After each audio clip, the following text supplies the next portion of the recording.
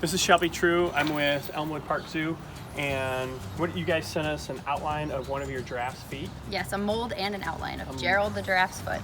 Very good. And so what we ended up doing is I made a shoe for Gerald today.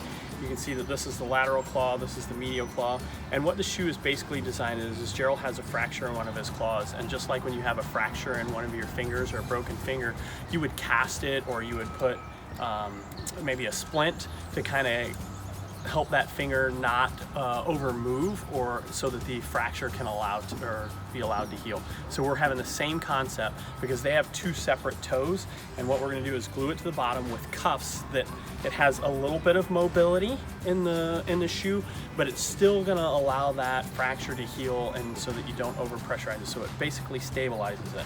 Now the important things on this is, one is that the temperature of the shoe and the temperature of the glue or the adhesive that we're going to use needs to be fairly warm. So we'll actually use like a creme brulee torch also to warm up the bottom of the foot before we get started.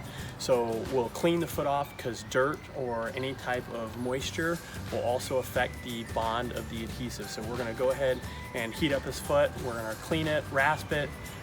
We'll put the glue on the solar surface first. We'll put it on his foot. We're going to hold it there, hopefully for about a minute and a half.